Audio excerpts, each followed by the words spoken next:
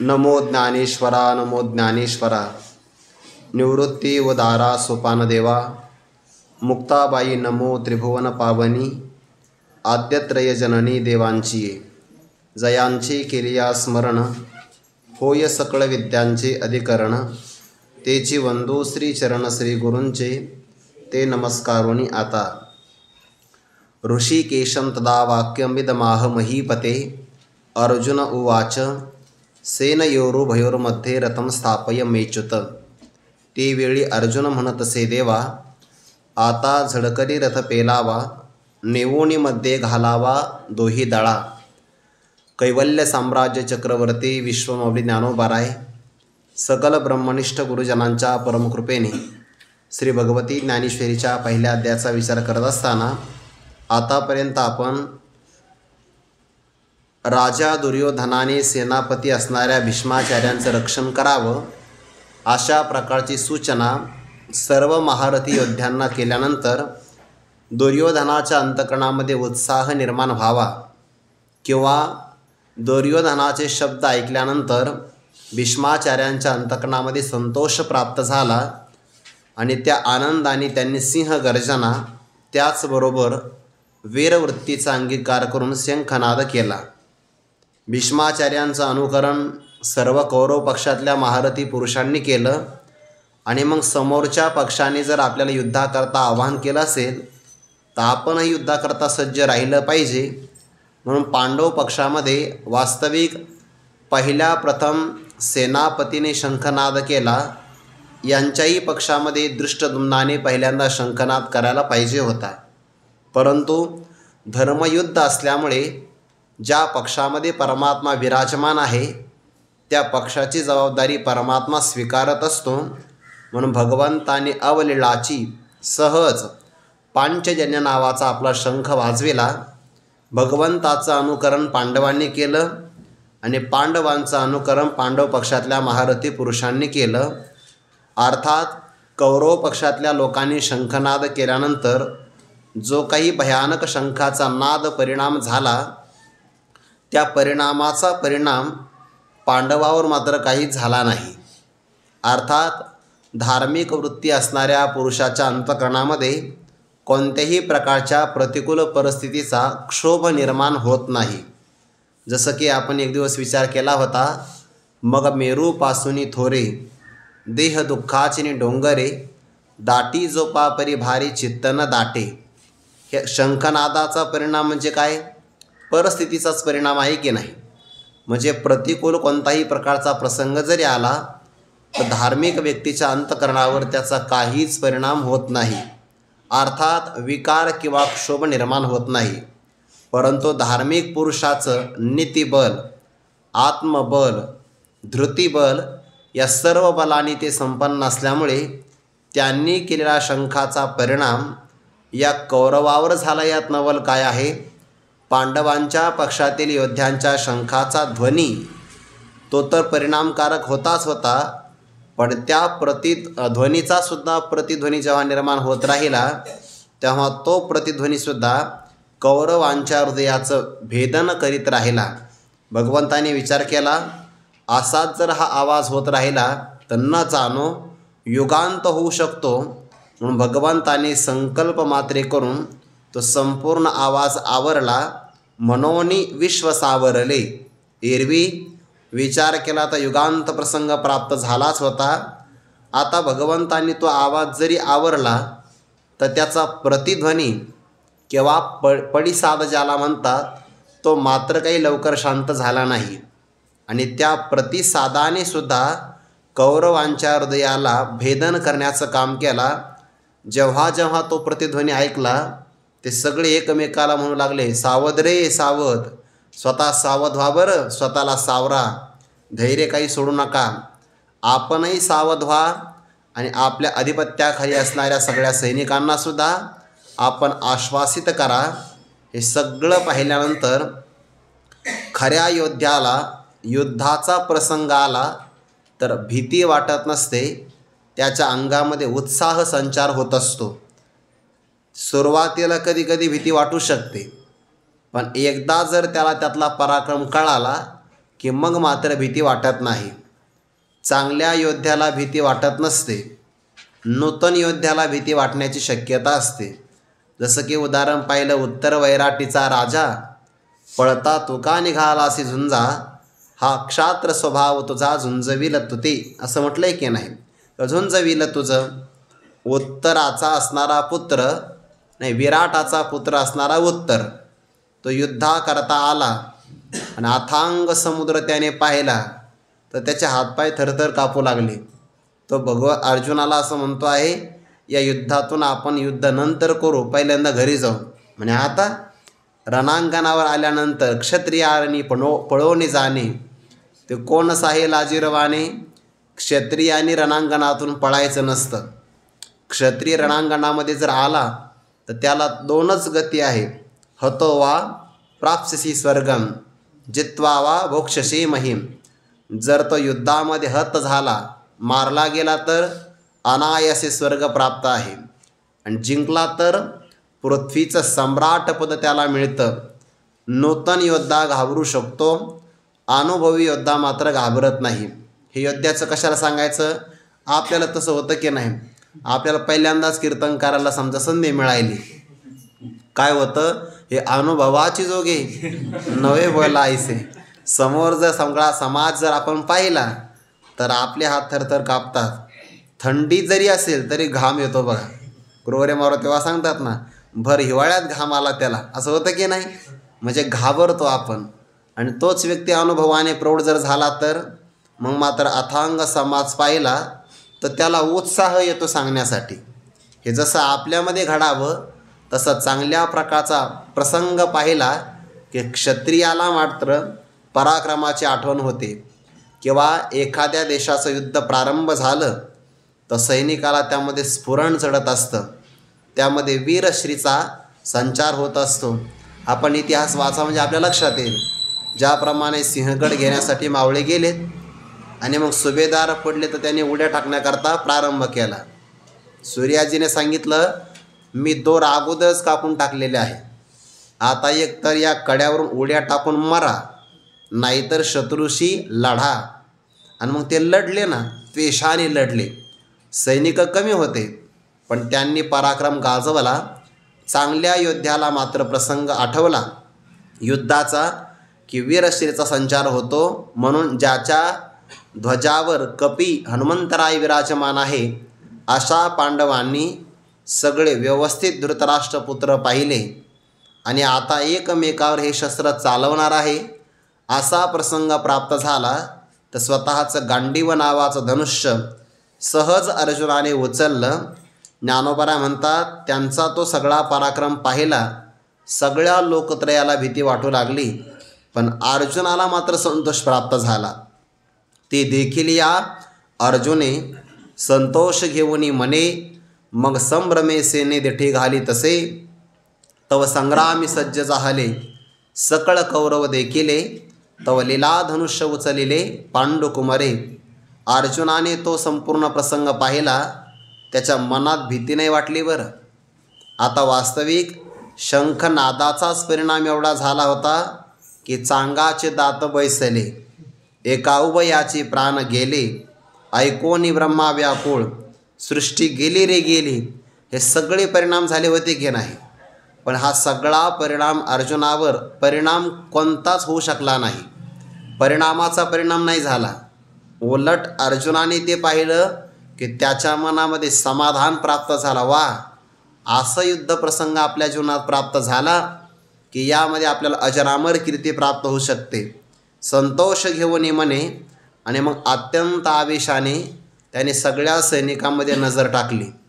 एका नजरेत पाहिलं संग्रामाकरता सगळे सज्ज आहेत, तयार आहेत.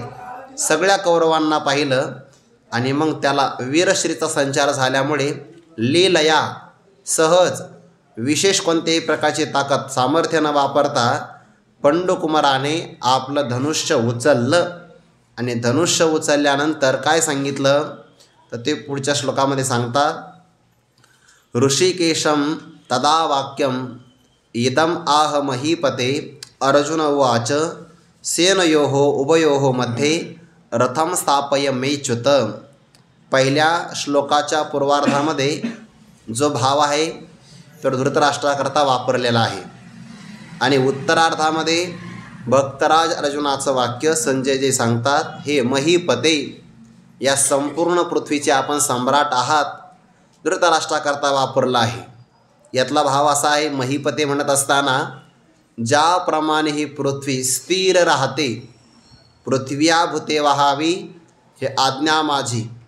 पृथ्वी सगळ्या भूतांचा भार सहन करते पण चंचल होत नाही किंवा कोणत्याही प्रकारे अस्थिर होत नाही, तसे आपणही सम्राट आहात. आता युद्धाला प्रारंभ होणार आहे. भावी परिणाम ऐकण्याकरता आपण चंचल होऊ नका. आपण महीपती पृथ्वीचे सम्राट असल्यामुळे पुढचा वृत्तांत ऐकण्याकरता स्थिर व्हा, हे त्यातून सूचन करतात. तदा म्हणजे तेव्हा ऋषिकेशम इदम वाक्यम आह. ऋषिकेश जो सर्वांच्या इंद्रियांचा स्वामी आहे किंवा सर्वांच्या अंतर्यामी राहून सर्वांचं नियमन करणारा परमात्मा, त्या ऋषिकेशाला भक्तराज अर्जुन इदम वाक्यम आह अशा प्रकारचे वचन बोलले. कोणतं वचन?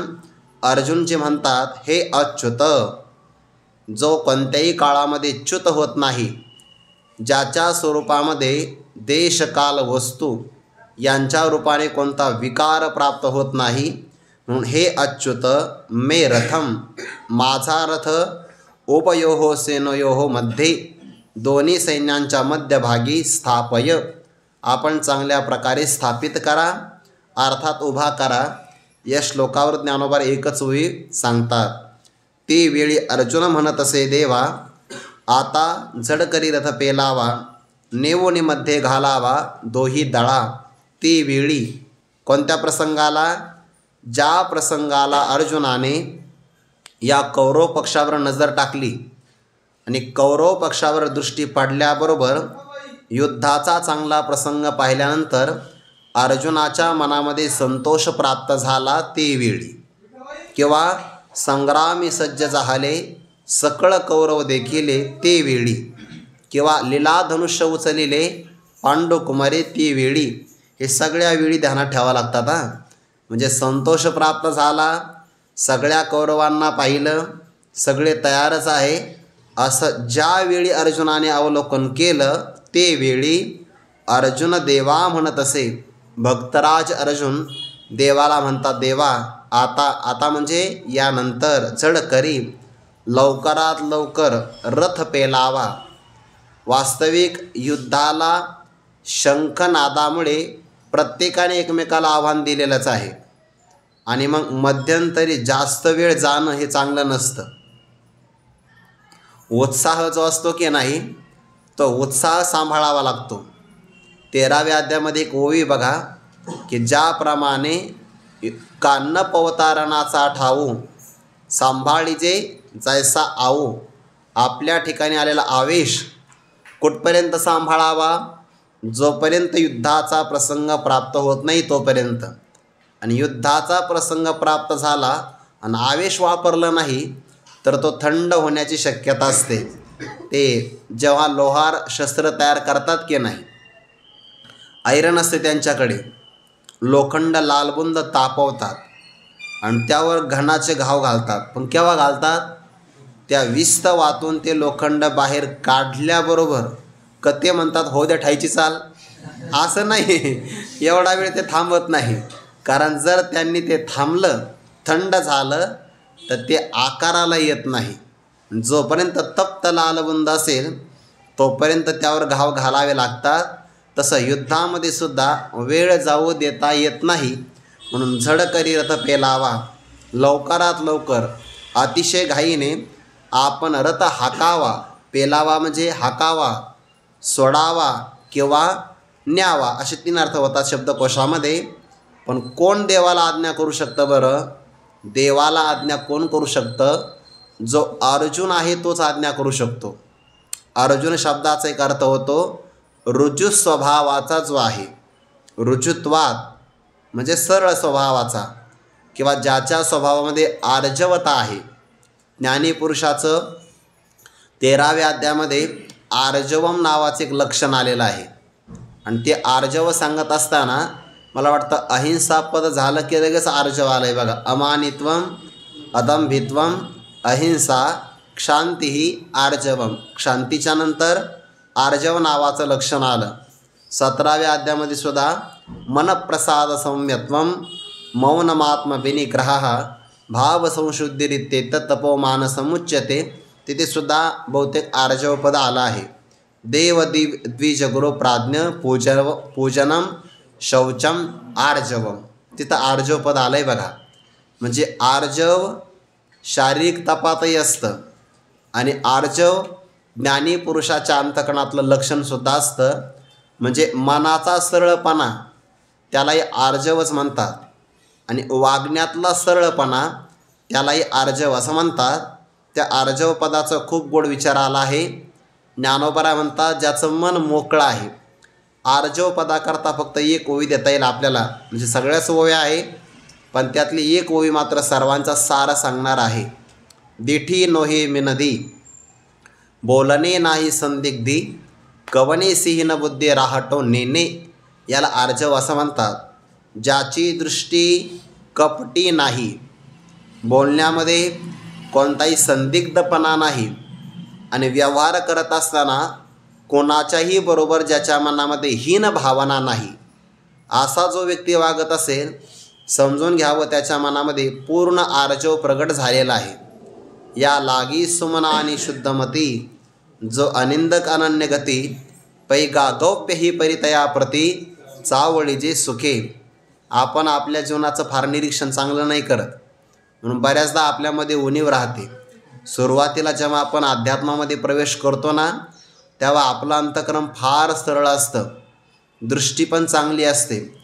पण जशी जशी आपली प्रगती होते, प्रगल्भता वाढते, तसं तसं आपल्याला असं वाटतं की इतरांचे दोष पाहण्यामध्ये आपल्या दृष्टीचा विकास होणं हीच आपली ज्ञानदृष्टी आहे असं कधी कधी वाटतं बघा आपल्याला. समोर व्यक्ती आला की लगेच त्याचे गुणदोष दिसायला आपल्याला सुरुवात होते, प्रारंभ होतो.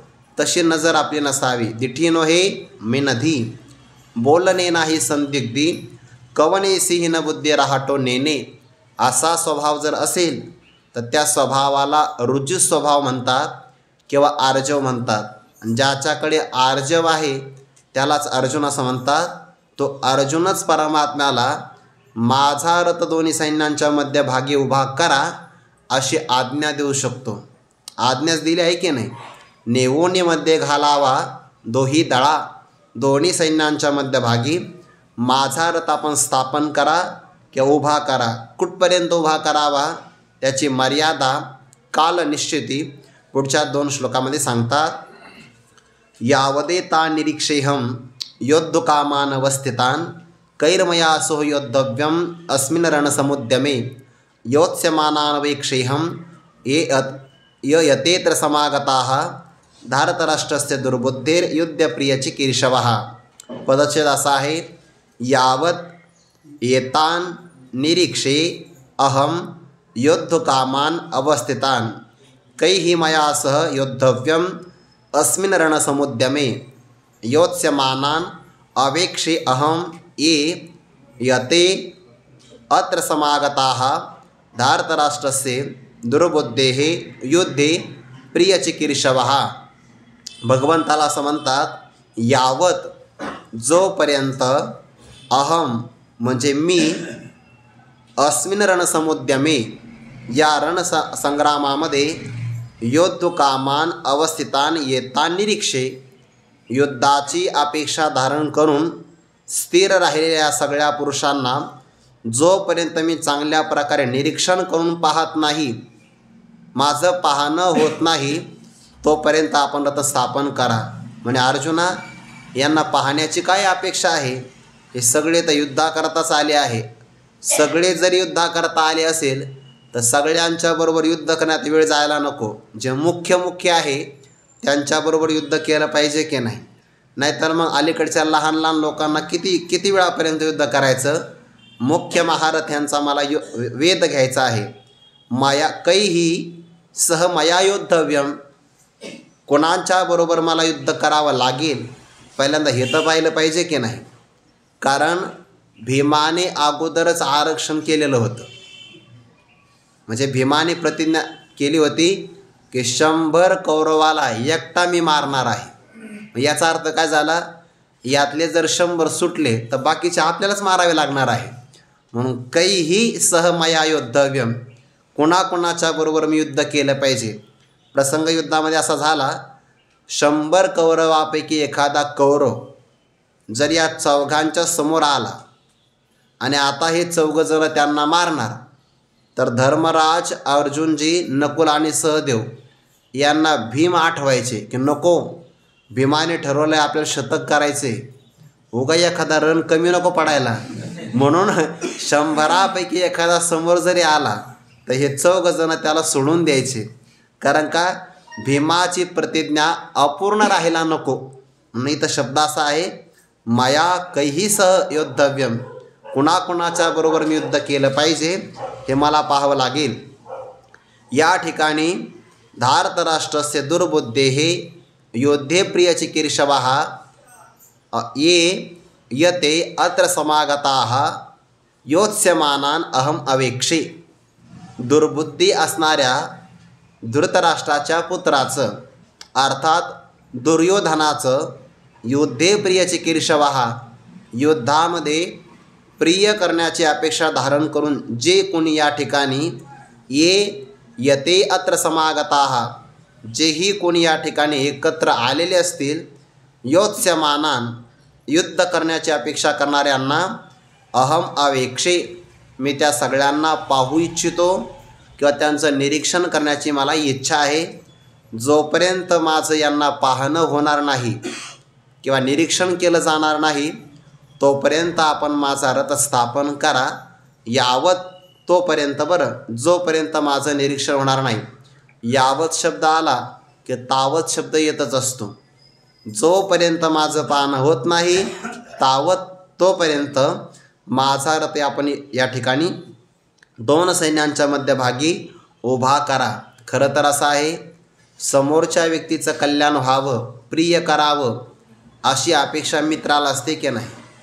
आणि मग मित्राने मित्राचं कल्याण होण्यासाठी कटू जरी असेल तर सत्य सांगितलं पाहिजे. पण योगायोग असा आहे, दुर्बुद्धी असणाऱ्या दुर्योधनाचं कल्याण व्हावं, प्रिय व्हावं अशी भावना यांची आहे. पण हे त्याला युद्धापासून परावृत्त नाही करत, उलट सगळे त्याला युद्धाला घेऊन आले आहेत. म्हणजे हे दुर्योधनाचं प्रिय करतात का अप्रिय करतात हेही मला चांगलं पाहायचं आहे. जोपर्यंत माझं पाहणं होत नाही तोपर्यंत आपण रथ स्थापन करा, अशी भगवंताला एक प्रकारची सूचना किंवा आज्ञाच केलेली आहे. आणि आता ज्ञानोबा त्यावर भाष्य करतात.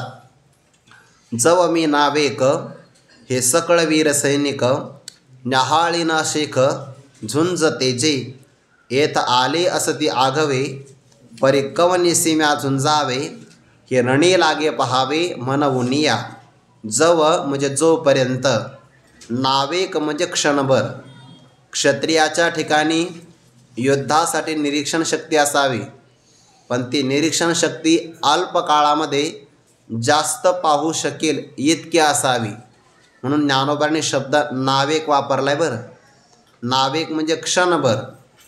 जोपर्यंत क्षणभरामध्ये या सगळ्यांना माझं पाहणं होणार नाही. हे सकळ वीर सैनिक. आता पाहायचे किती आहे? सगळ्यांना पाहायचं, सकळ. पण सगळ्यांना जरी पाहायचं असेल तर क्षणभरातच पाहायचं आहे. जव मी नावेक हे सकळ वीर सैनिक, न्याहाळीन, या सगळ्यांचं न्याहाळणं म्हणजे काय? निरीक्षण करायचं आहे. न्याहाळणं शब्दाचा अर्थ एक असा आहे की मला यांचा रथही पाहायचा आहे, या प्रत्येकांचा मला सारथी पाहायचा आहे, आणि यांच्या रथामध्ये कोणते कोणते अस्त्र आणि शस्त्र ठेवलेले आहे ते सुद्धा पाहायचं आहे. कारण अस्त्र आणि शस्त्राची माहिती घेतल्याशिवाय युद्ध करता येत नाही. समोरचा व्यक्ती जर सारथी चांगला असेल तो त्या रथाचं संचलन कशा प्रकारे करू शकतो हेही पाहायचं आहे. नाहीतर मग योद्धा तर पाहिलेच आहे की नाही, सगळ्या योद्ध्यांना पाहायचं आहे, पण त्याबरोबर त्या रथाचं रक्षण करणारे उजव्या डाव्या बाजूला कोण उभे आहे पाठीमागे पुढे कोण कोण चालतात ते पाहायचं आहे, अस्त्रशस्त्र सामुग्री पाहायची आणि रथाचं संचलन करणारा सारथी कोण कोण आहे त्यालाही पाहायचं आहे. कर्णाच्या बाबतीमध्ये शल्य नावाचा सारथी मिळाला होता. तो शल्य यांचा मामा आहे, पण त्याने मात्र प्रत्येक प्रसंगाला कर्णाला निरुत्साह करण्याचा प्रयत्न केला. सारथ्यावर सुद्धा ते अवलंबून असतं. मला हे सगळं अवलोकन करायचं आहे, पण क्षणभरात मी पाहणार. आणि क्षणभरात पाहता येतं बरं. आपल्याला जर पाठांतर करायचं असेल ना तर वेळ लागतो, पण आपण आपल्या धर्मशाळेपासून मंदिरापर्यंत आलो आणि त्याला सांगितलं की रस्त्याला काय काय पाहिलं तर तो सगळं सांगतो बघा. याला निहाळणं म्हणतात. म्हणजे काही गोष्टीमध्ये निरीक्षण चांगलं असतं, बाकीच्या गोष्टीमध्ये मात्र वेळ लागतो. इथं मला निरीक्षण करायचं आहे. हे सकळ वीर सैनिक न्याहाळीनं अशेख झुंजते जे. अशेख म्हणजे संपूर्ण रूपाने, न्याहाळीन म्हणजे निरीक्षण करून मी पाहणार आहे की जे युद्धा करता आले आहे किंवा युद्धाला ज्यांनी प्रारंभ केलेला आहे. भक्तराज अर्जुन असं म्हणतात, देवा येथ आले असती आगवे, परिकवने सीमे अजून जावे, हे रणी लागे पहावे, मन उनी आणि हाळीनं मी अशेख. मागच्या क्रियापदाचा पुढे संबंध घ्यायचा आहे बरं. येथ या धर्मक्षेत्र कुरुक्षेत्रावर आले असती आगवे, सर्वच्या सर्व आले आहेत. याचा अर्थ काय? या पृथ्वी तलावर भगवान परमात्म्यासहित सगळे राजे लोक यानं त्या कारणामुळे या युद्धामध्ये सहभागी झालेलेच आहेत. याला महाभारत नावाचं किंवा महाभारतीय युद्ध असं म्हणतात. एवढं युद्ध फार प्रचंड प्रमाणात मोठं झालेलंच नाही. युद्धाच्या प्रसंगामध्ये असं असतं की कोणत्या ना कोणत्या पक्षामध्ये तरी सहभागी व्हावं लागतं. आपण वर्तमान काळातला इतिहास पाहिला तसं म्हणतात जागतिक स्तरावर 2 महायुद्ध होऊन गेलेत ना आतापर्यंत. विश्वयुद्ध म्हणतो ना आपण, मग ते पाठीमागं झालेलं आहे. आता 3रं जर झालं तसं म्हणतात की ही पृथ्वी आता वाचू शकणार नाही. का आता इथून पुढं झालं तर अणुबॉम्बचं युद्ध होऊ शकतं. त्याला न्यूक्लिअर असं काहीतरी म्हणतात. ते युद्ध झालं तर वातावरणावर श्वास जरी घेतला तरीसुद्धा लोक मृत्युमुखी पडू शकतात. ते 2ऱ्या महायुद्धामध्ये जेव्हा अणुबॉम्ब टाकला गेला की नाही, तर आकाशातून एखादी वस्तू पडती आहे हे सर्वांना दिसलं. मोठा स्फोट झाला तर तापमान किती होतं? 4000 अंश सेल्सिअस.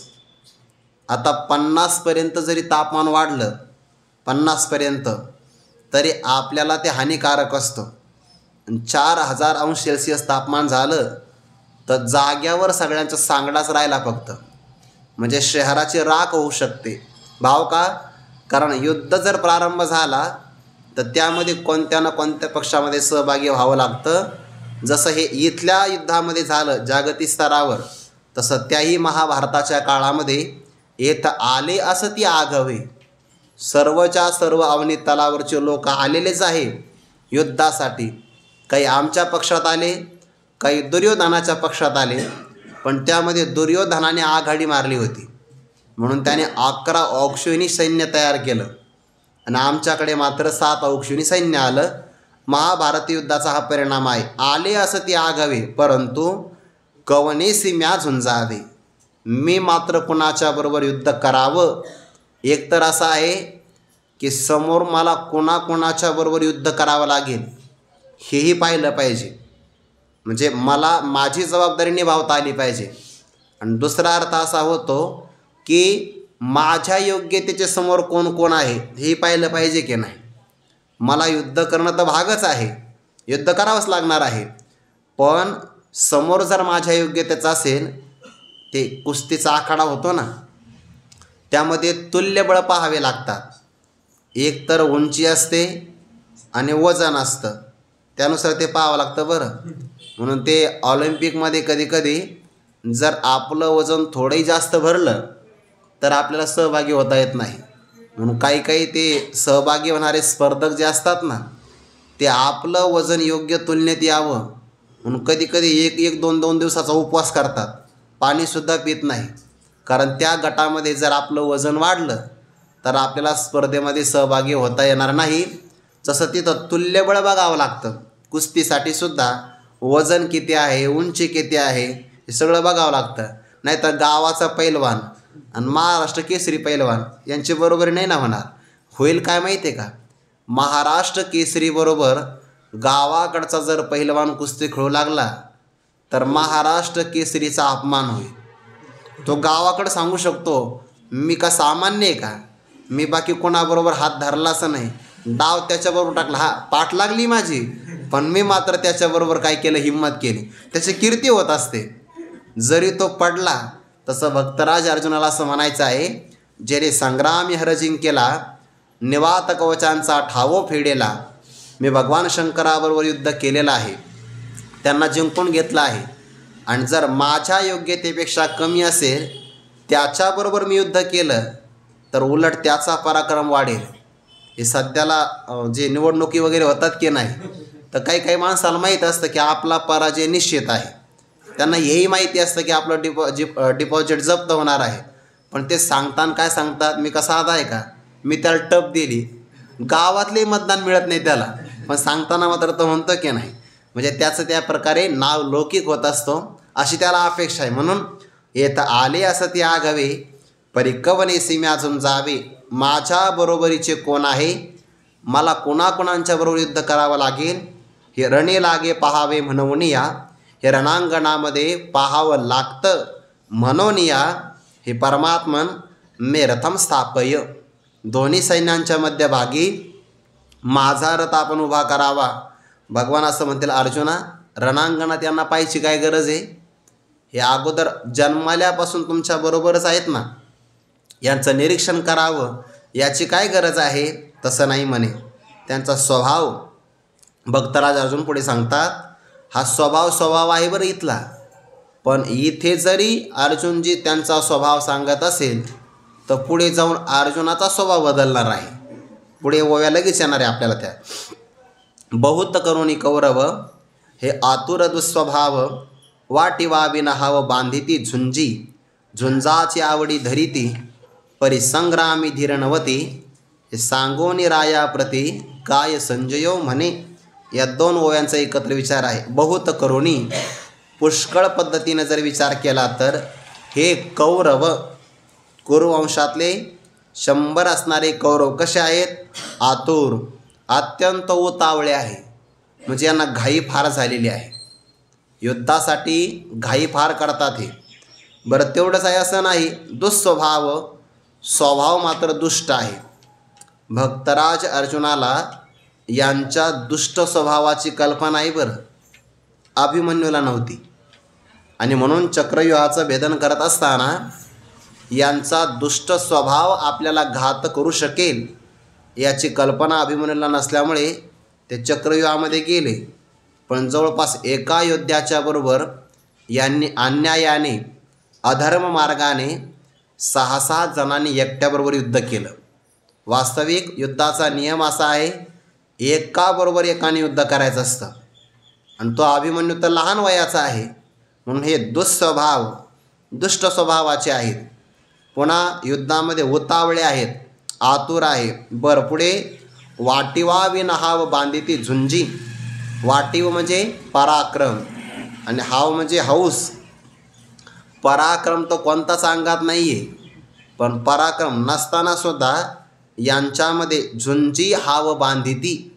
युद्ध करण्याकरता यांच्यामध्ये फार मोठा मात्र हाव आहे, हौस आहे. मग का यांच्यात कसं काय हौस आहे, यांच्यात नाही. जे गोळा केले ना त्यांच्या जोरावर यांची हौस आहे. हे जे 11 अक्षयणी गोळा करून आणले की नाही, त्यांच्या जोरावर नाही. नाहीतर आतापर्यंत दुर्योधनाने पराक्रम गाजवला असा प्रसंग नाही बरं. त्या गंधर्वाच्या बरोबर युद्ध केलं होतं यांनी. ज्ञानोबराय पुढे म्हणतात, अर्जुनांच्याच मुखातलं वचन आहे, झुंजाची आवडी धरिती परी संग्रामी धीरणवती. युद्ध करण्याची आवड तर फार मोठी आहे, आवड धारण करतात, पण प्रत्यक्ष संग्रामाचा प्रसंग आला तर धीरणवती, यांच्या ठिकाणी मात्र धैर्य नाही, असा यांचा स्वभाव आहे. म्हणजे पहिल्यांदा उतावळे, दुष्ट स्वभावाचे, पराक्रमाचा अभाव संग्रामामध्ये येतात आणि धैर्याचाही अभाव आहे. हे सांगोनी. आता यातला बारकावा असा आहे, हे कोण सांगतंय? संजयजी सांगतात. आणि कोणाला सांगतात? ज्ञानोबा बघा काय म्हणतात, संजयो राया प्रति सांगोनी काय म्हणे. म्हणजे संजयजी धृतराष्ट्राला काय सांगतात की कौरव म्हणजे तुमचे मुलं. सरळ सरळ आहे की नाही? संजयजी रायाप्रती, रायाच्या समोर हे सांगतात की तुमचे कौरव 100 मुलं उतावळे आहेत, दुष्ट स्वभावाचे आहे, पराक्रमा वाचून हौस फार मोठी आहे, युद्धाला आले पण टिकत नाही, वाटी व्हावी नहावं किंवा धीर नवती म्हणजे युद्धाच्या प्रसंगामध्ये टिकू शकत नाही. यातून ज्ञानोबाने एक सूक्ष्म अर्थ सांगायचा आहे की हे राजा चांगला आहे का? बहुतेक याही युद्धामध्ये तुमचं कोणी टिकणार नाही. कारण हे फक्त संग्रामाची आवड धारण करतात, पण प्रत्यक्ष युद्धाला प्रसंग प्राप्त झाला तर टिकावं धरत नाही. गंधर्वावरच एकदा आक्रमण केलं दुर्योधनाने. आता त्या गंधर्वामध्ये रात्रीच्या प्रसंगाला त्यांचं सामर्थ्य वाढतं. त्यांनी त्या गंधर्वांनी दुर्योधनाला बंदिवासामध्ये टाकलं आणि ही वार्ता पोचली. इतका आनंद झाला भीमाला. भीम म्हणले बरं झालं याची खोड मोडली म्हणे. उगं कोणाचाही पराक्रमा वाचून युद्ध करत बसतो. धर्मराज म्हणले तसं नाही म्हणे. भीमा, जेव्हा आपल्या दोघांमध्ये युद्ध होईल, आपल्या दोघांमध्ये म्हणजे कौरवामध्ये आणि पांडवामध्ये, तेव्हा ते 100 असतील आणि आपण 5 असेल. पण एखादा परकीय जर आक्रमण करत असेल तर आपण 105 असायला पाहिजे. शतम पंचाधिक्यम शतम. आपण 100पेक्षा 5 अधिक इतरांसाठी असलं पाहिजे. आपल्या परस्परामध्ये युद्ध जर झालं तर ते 100 आणि आपण 5, पण गंधर्वासारखा तिसरा कोणी आला तर आपण 105 असं म्हणून युद्ध केलं पाहिजे. आणि मग अर्जुन जे गेले म्हणून ते पवाडा तुवा केला गंधर्वाशी, हा तिथला संदर्भ आहे. अर्जुन जे असं म्हणतात युद्धाची आवड तर फार मोठी आहे, पण संग्राम प्रसंग प्राप्त झाला तर धैर्य टिकत नाही यांचं. पराक्रमा वाचून कोणाच्याही समोर दंड थोपटतात, कोणाच्याही समोर वाटी व्हावी नहाव बांधे ती झुंजी. किंवा विराटाच्या दरबारामध्ये राज्यावर आक्रमण केलं. विराट निघाले युद्धाकरता, मग यांनी गोशाळेवर आक्रमण केलं. आणि मग अर्जुनजी त्या विराट पुत्राला म्हणजे उत्तराला घेऊन निघाले. तर एकला अर्जुन परी अक्षुहिणी आकारा न जिनेची काही. यांना फक्त यश कशामध्ये येऊ शकतं माहिती आहे का? द्युतकर्मामध्ये, बाकी कशात नाही. हे फक्त द्युत चांगलं खेळू शकतात, ते पण शकुनी सोबत असेल तर. एरवी काहीच नाही. असं म्हणतात की ते शकुनीने त्या जरासंधाच्या हाडापासून ते द्युतकर्माचे फाशी तयार केले होते. आणि त्या जरासंधाला जिवंत असताना धाक होता भीमाचा. यात नवल काय? भीम समोर असल्यामुळे मेल्यानंतरही त्याच्या हाडालाही धाक होता, म्हणून ते पांडवाच्या बाजूला फाशी पडतच नव्हते. ते सगळे कौरवांच्या बाजूने पडायचे. आणि यांना तिथं यश आहे, बाकी दुसरीकडे कुठं यश नाही. हे सांगोनी राया प्रति काय संजयो म्हणे. संजय असं म्हणतात, एव मुक्तो ऋषिकेशो गुडाकेशेन भारत सेनयोरुभयोर्मध्ये स्थापयित्वार्थोत्तमम्. संजय उवाच एवं उक्तः ऋषिकेशः गुडाकेशेन भारत सेनयोः उभयोः मध्ये स्थापयित्वार्थोत्तमम्. या पुढच्याही श्लोकाचा संदर्भ आहे बरं सगळ्यांचा, कारण स्थापयित्वा हे अपूर्ण क्रियापद आहे. पुढचे श्लोक घेतले की त्या सगळ्यांचा अर्थ लागतो. एवं अशा प्रकारे हे भारत, हा भारत शब्द धृतराष्ट्राकरता आलेला आहे, कारण आपण या भारत देशाचे सम्राट आहात असं त्याचा अर्थ. गुडाकेशन तृतीय विभक्ती आलेली आहे. गुडाका ईश किंवा गुडाकेश 2 अर्थ होतात. गुडा म्हणजे कुरळे केस आहे ज्याचे, किंवा गुडाका ईश म्हणजे निद्रेवर ज्याने विजय संपादन केलेला आहे. अशा भक्तराज अर्जुनाने एवं ऋषिकेशः उक्तः, भगवान परमात्म्याला जो इंद्रियांचा स्वामी आहे किंवा सर्वांचा अंतर्यामी आहे, त्याला असं सांगितल्याबरोबर उभयोः सेनयो मध्ये, दोन्ही सैन्यांच्या मध्यभागी उत्तमं व्रत स्थापयित्वा, रथोत्तमम म्हणजे उत्तम असणारा रथ स्थापन करून काय केलं, कोणाच्या समोर उभा केला, भीष्मद्रोण प्रमुखतः सर्वेषां च महीक्षिताम् उवाच पार्थ पश्यैतान् समवेतान् कुरुनिति तत्रापश्यत्स्तां पार्थ पितॄनथ पितामहान् आचार्यान् मातुलान् भ्रातॄन् पुत्रान् पौत्रान् सखींस्तथा श्वशुरान् सुहृदश्चैव सेनयोरुभयोरपि तान् समीक्ष स कौन्तेय सर्वान् बंधूनवस्थितान्. या सगळ्या श्लोकाचा संदर्भ एकत्र आहे 27व्या श्लोकाच्या पूर्वार्धापर्यंत आणि त्यानंतर यातला उत्तरार्ध हा भक्तराज अर्जुनाकरता येणार आहे. कोणाच्या समोर उभा केला, ज्यामध्ये भीष्म द्रोणाचार्य प्रमुख आहे, च सर्वेक्षां महीक्षितां संपूर्ण पृथ्वीचे सम्राट असणारे राजे लोक आहे. या पहिल्या अध्यायामध्ये श्री भगवान वाचा आलेलं नाही बरं स्पष्ट, पण जेव्हा अध्याय संपतो तेव्हा श्रीकृष्ण अर्जुन संवादे अर्जुन विषाद योगो नाम असं म्हटलं की नाही. मग तुम्ही असं म्हणाला की तर श्री भगवान वाच पहिल्या अध्यायात आलं नाही, तर ते प्रत्यक्ष नाही आलं, अप्रत्यक्ष आलेलं आहे. इथे जे पद आहे ना उवाच, श्री भगवान श्रीकृष्ण उवाच असा त्याचा अर्थ होतो. ते आपण कथनाचे प्रकार सांगतो ना इंग्रजीमध्ये, डायरेक्ट स्पीच आणि इनडायरेक्ट स्पीच, तिथलं हे आहे प्रत्यक्ष कथन आणि अप्रत्यक्ष कथन. भीष्मद्रोण प्रमुखतः भीष्माचार्य द्रोणाचार्य ज्यांच्यामध्ये प्रमुख योद्धे आहे, पृथ्वीचे अनेक सम्राट एकत्र आले, त्या सर्वांच्या समोर रथ उभा करून भगवान काय म्हणतात, हे पार्थ येतान करून समवेतान येतान करून पश्य, युद्धाकरता एकत्र आलेल्या या कौरवांना पहा. बघा बरं, मागच्या श्लोकामध्ये धारतराष्ट्रस्य दुर्बुद्धेः युद्धप्रिय चिकीर्षवः असा श्लोक आलेला आहे. येथे भगवान 25व्या श्लोकापर्यंत समवेतान येतान करून पश्य, भगवंताने मुद्दाम कुरु शब्द वापरला. कुरुण शब्द का वापरला, कुरु नावाचा राजा होऊन गेला, त्याने कुरुक्षेत्र तयार केलं आणि त्याच्या वंशामध्ये जे जे जन्माला आले ते सगळे कौरव आहे. याचा अर्थ पांडवसुद्धा कौरवच आहे आणि कौरवसुद्धा कौरवच आहे. पाठीमागे असं त्या दुर्योधनाच्या बाबतीमध्ये धृतराष्ट्र असा म्हणतो आहे, मामकः पांडवाश्चैव, माझे आणि पंडूचे पुत्र, तिथं भेद आहे. पण भगवंताने मात्र हा मुद्दाम शब्द वापरला, अर्जुना या कौरवांना पहा. हे फक्त कौरव नाही, तुम्ही सुद्धा कौरवच आहात.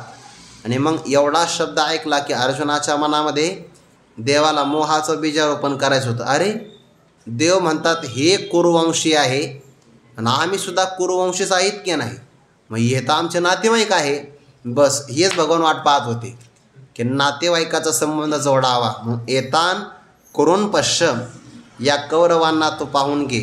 तत्र मग भगवान परमात्म्याच्या या शब्दावर अपश्यत अर्जुनाने कोणाकोणाला पाहिलं, स्थितान स्थिर असणाऱ्या, तत्र पार्थ कोणाकोणाला पाहता झाला, पार्थ शब्द वापरला बरं. मागच्याही श्लोकामध्ये पार्थ आहे आणि याही श्लोकामध्ये पार्थ आहे. पृथा हे अर्जुनाच्या आईचं नाव आहे, कुंतीचं नाव पृथा आहे. आणि भगवंताला असं म्हणायचं की आता या सगळ्यांना पाहिल्यानंतर तुझ्या मनातलं ममत्व जागं होणार आहे.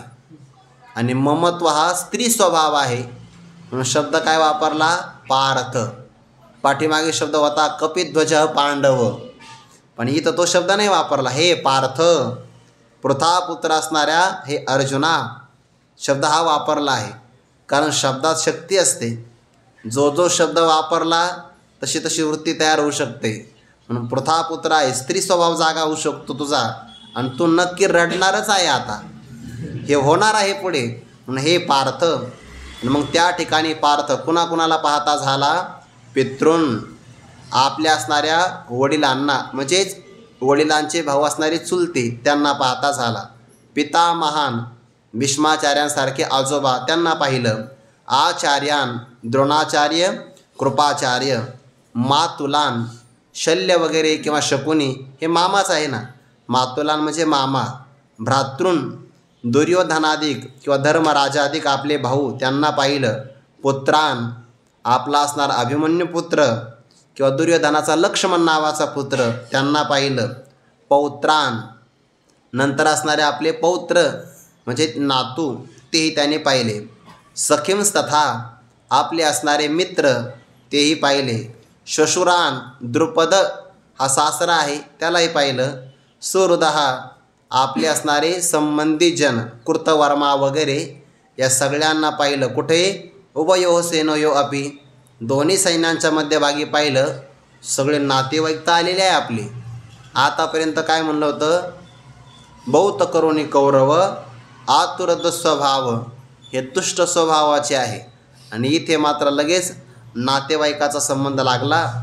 तान समीक्षस कौंतेय सर्वान बंधून अवस्थितान. कौंतेय पुन्हा कुंती पुत्र असणारा सह पार्थ सर्वान अवस्थितान बंधून तान समीक्ष. संपूर्ण असणारे हे आपले बंधूजनच आहे. या सर्वांना तो चांगल्या प्रकारे पाहतो आणि पाहिल्याबरोबर पाठीमागे अर्जुनाच्या मनामध्ये ते देखील या अर्जुने संतोष घेऊन म्हणे. पाहिलं तर समाधान प्राप्त झालं होतं, आता उलट झालं. ते पाहिल्याबरोबर कृपया परया विष्टः तो कृपेला प्राप्त झाला. म्हणजे क्षत्रियाच्या मनामध्ये चांगल्या प्रकारे वीरता संचार व्हावी, तर अर्जुनाच्या मनामध्ये या प्रसंगाला वीरता नाही कृपा नावाची वृत्ती संचार करती झाली. कारण जोपर्यंत कौरव वाटत होते तोपर्यंत वीरवृत्ती होती, पण जेव्हा त्याला असं वाटू लागले की सगळे आपले नातेवाईकच आहे तर ती वीरवृत्ती गेली निघून आणि अंतःकरणामध्ये दया नावाची वृत्ती आली किंवा कृपा नावाची वृत्ती आली. तो पुढे भाव येणार आहे. त्या अगोदर ज्ञानोबा सांगतात, ऐका. अर्जुन इतके बोलिला तव श्रीकृष्णे रथ पेलिला दोही सैन्या माझी केला उभा तेने. हे अर्जुनाचं सामर्थ्यवर सारथ्यपण पार्थाचे करीत असे. यात नवल काय आहे? ज्या परमात्म्याची जगातल्या सगळ्या पदार्थांनी आज्ञापालन करावी. आज्ञापालन कुठं आली आहे? 9व्या अध्यायामध्ये. आकाश सर्वत्र वसावे, वायूने नाव भरी उगे नसावे, पावके दाहावे, वर्षावे जळे, पर्वते वैसकान सांडावी, समुद्री रेखा ओलांडावी, पृथ्व्या भूते वाहावी. हे आज्ञा माझी. पंचमहाभूतावर देवाची आज्ञा चालते. किंवा मियाचे नियमेला साता काळू ग्रासी तसे भूता ये म्हणी आगते पंडुसता सकळे जयाची. काळावर आज्ञा देवाची आहे, पंचमहाभूतावर आज्ञा देवाची आहे. म्हणजे ज्याची आज्ञा सर्वावर चालते त्याला देव म्हणतात आणि देवावरही ज्याची आज्ञा चालते त्याला भक्त म्हणतात. तुम्ही अच्युतात्मे निज निर्धारी म्हणून देवो तुमचा आज्ञाधारी. तुम्ही म्हणाल त्या ते उद्धरी एरवी हाती न धरी आनाते. भागवतामध्ये विचार आला आहे की तुम्ही साक्षात अच्युतात्मे आहात आणि म्हणून देव तुमचा आज्ञाधारक आहे. बघा, फक्त एवढंच म्हणले भक्तराज अर्जुन, हे अच्युत उभयो सेनयो मध्ये मे रथम स्थापय. माझा रथ दोन्ही सैन्यांच्या मध्यभागी उभा करा. ऐका अर्जुन इतुके बोलिला. एवढंच फक्त 2.5 श्लोकामध्ये फक्त वाक्य वापरलं. रथ उभा करा, मला सगळ्यांना पाहायचं आहे. कोणाबरोबर मी युद्ध करावं आणि धृतराष्ट्राच्या पुत्राचं दुर्योधनाचं की जो दुष्टबुद्धीचा आहे त्याचं कल्याण करण्यासाठी कोण कोण आलं आहे एवढंच फक्त मला पाहायचं. इतुके बोलिला तव श्रीकृष्णे रथ पेलिला. भगवान असं नाही म्हणले, अरे अर्जुना मी कोण आहे, तो कोण आहे, तुझ्यापेक्षा अधिकार माझा मोठा आहे, तो शिष्य आहे, भक्त आहे आणि मला आज्ञा करतो, असं नाही. भगवंताची नम्रता प्रगट होते. बरं, प्रमाण त्याच्या बोला, देव भक्ताचा अंकेला. तो जे जे म्हणशील ते ती मी करणार. तो म्हणतो ना रथ उभा करायचा, तव श्रीकृष्णे रथ पेलिला. भगवंताने आपला रथ लोटला, जे लगाम आवरून धरले होते ते मोकळे केले आणि रथाचं संचलन केलं. आणि कुठे रथ उभा केला? दोही सैन्या माझी केला उभा तेने. दोन्ही सैन्यांच्या मध्यभागी परमात्म्याने रथ उभा केला, पण त्यात एक चातुर्य दाखवलं. जर या अर्जुनाचा रथ भगवंताने पहिल्याच प्रसंगाला दुर्योधन, दुःशासन, जयद्रथ यांच्या समोर जर रथ उभा केला असता तर युद्धाला प्रारंभ लगेच झाला असता. पण भगवंताने रथ उभा करत असताना एक चातुर्य केलं.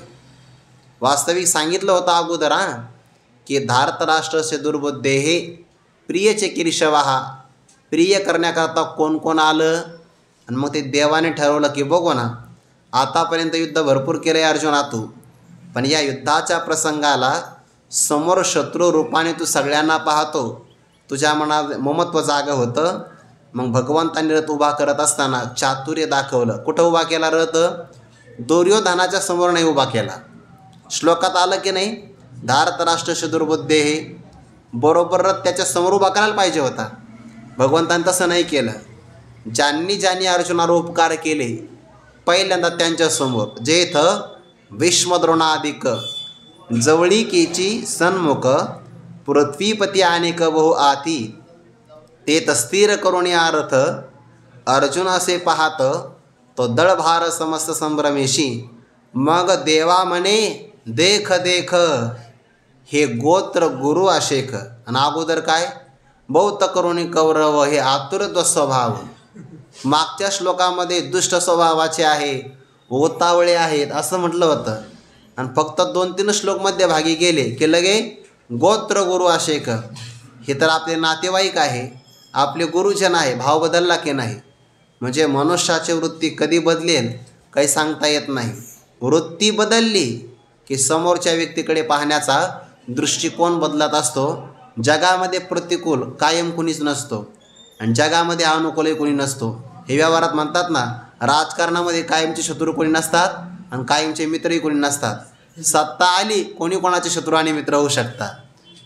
जसा भाव बदलतो तशी वृत्ती बदलली. बघा, जे इथं भीष्मद्रोणादिक भीष्माचार्य, द्रोणाचार्य आदी पदाने कृपाचार्य हे कसे होते? जवळीकेची सन्मुख. जवळीकेचे म्हणजे अत्यंत जवळ असणारे, जीवलग ज्यांना म्हणतात, की ज्यांनी भक्तराज अर्जुनाचं लहानपणापासून संगोपन केलं होतं, इतके जवळीकतेचे आहे ते. आणि देवाने मात्र बरोबर त्यांच्या सन्मुख समोरासमोर पृथ्वीपती अनेक बहुत आहाती. पृथ्वीचे सम्राट तर अनेक राजे समोर होते, ते स्थिर करून या रथ. भीष्मद्रोणादिक आहे, अत्यंत जवळचे नातेवाईक, तिथं भगवंतानी बरोबर स्थिर केला. अर्जुनाचं म्हणणं होतं की मला क्षणभर पाहायचं आहे. देवाने क्षणभर नाही, मुद्दाम रथाला ब्रेक लावला. तिथं स्थिर करून या रथ थांबवला. मग तो अर्जुन असे पाहत तो दळभार समस्त संभ्रमेशी. संभ्रम म्हणजे त्वरेनं, अत्यंत उत्सुकतेनं, उल्हासाने तो सगळा दळभार पाहण्याकरता प्रारंभ केला, आणि भावना बदलली. बघा, मग देवा म्हणे देख देख. देवाला तो पहा पहा. श्लोकामध्ये भगवान म्हणतात अर्जुना तू पहा. वाच पार्थ पश्य. तू पहिल्यांदा एकदा पहा. अर्जुनचे काय म्हणतात? देवा मी नाही, तूच पहा, तूच बघून घे. वाच पार्थ पश्यैतान असं देवाचं वाक्य आहे, पण ज्ञानोबर अर्थ करत असताना म्हणतात नाही, अर्जुनजीच देवाला म्हणतात की देवा तूच पहा ना. हे कोण कोण आहे? गोत्र गुरु अशेख. गोत्र म्हणजे काय? नातेवाईक. आणि गुरुपदाने कोण घ्यायचं? ज्यांनी आपल्याला विद्या प्रदान केली. हे गोत्र गुरु अशेख तव असं म्हटल्याबरोबर म्हणजे आता अर्जुनाने म्हणायला पाहिजे होतं की माझे शत्रू आहेत, पण यांच्या संबंधाने माझे नातेवाईक आहेत, आचार्यगण आहे. हे ऐकल्याबरोबर तव कृष्णामणी नावेक विस्मो झाला. देवाच्या मनामध्ये क्षणभर आश्चर्य प्रगट झालं की नेमकं अर्जुनाला इथं झालं तरी काय? आतापर्यंत हे दुष्ट कौरव आहे असा म्हणत होता, आणि आता लगेच हे माझे नातेवाईक आहे, गुरुजन आहे. हे ऐकल्याबरोबर देवाला आश्चर्य वाटलं, आणि त्या आश्चर्याने देवाने आपल्या मनामध्ये विचार केला. काय? तो विचार आपण उद्या पाहू. पुंडलिक वरदारी विठ्ठल श्री ज्ञानदेव तुकाराम मौली ज्ञानेश्वर महाराज की जय.